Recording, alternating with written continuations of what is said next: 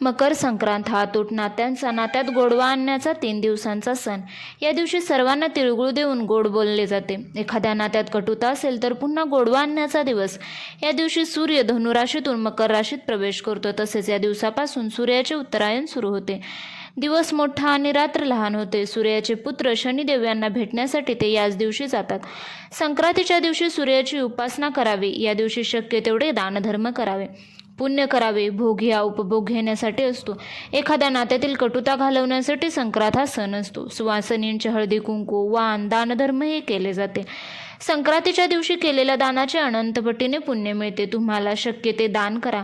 या वर्ष म्हणजे 2026 14 जानेवारीला संक्रांतीचा पुण्यकाळ कसा आहे ते पाहूया. शक्य 1947 पौष कृष्ण 11 बुधवार 14 जानेवारी 2026 दुपारी 3:06 सूर्य हा मकर राशीमध्ये प्रवेश करणार आहे. संक्रांतीचा पुण्यकाळ 14 जानेवारी 3:06 ते 6:20 मिनिटांपर्यंत पुण्यकाळ असून या कालावधीमध्ये आवर्जून दानधर्म करा.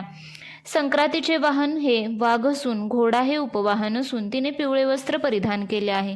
म्हणून संक्रांतीच्या दिवशी पिवळे वस्त्र परिधान करू नका. पिवळा कलर अवॉइड करा. हातात गदा असून तिने केशराचा टिळा लावला आहे. वयाने कुमारी असून तिच्या हातात जाई हे फूल तिने सुवासासाठी घेतले आहे. ती पायस भक्षण करीत आहे. पायस भक्षण करीत आहे असे वर्णन असल्यामुळे या दिवशी दूध व दुधापासून बनवलेले पदार्थ टाळा. पांढरे पदार्थ टाळा. संक्रांती देवीचे स्वरूप म्हणजे सर्पजातीचे असून तिने मोती परिधान केले आहे. ती पूर्वेकडून पश्चिमेकडे जात आहे आणि वायव्येकडे पाहत आहे असे देवीचे स्वरूप आहे. तर संक्रांती देवीने पिवळे वस्त्र परिधान केले आहे, त्यामुळे तो रंग या दिवशी टाळला जातो. तसेच पांढऱ्या रंगाचा पदार्थ टाळा. गवत उपटू नये, झाड तोडू नये, कापू नये. तसेच पुण्य काळात दानधर्म करा. कोणाशी भांडण तंटा करू नका. कटकट करणे टाळा.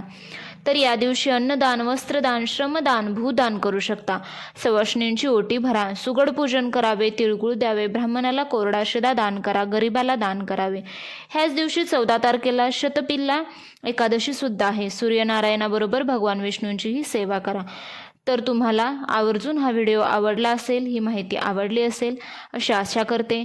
व्हिडिओ आवडला तर लाईक, शेअर अँड सबस्क्राईब करा. पुनश्च भेटूया पुढच्या व्हिडिओमध्ये. धन्यवाद.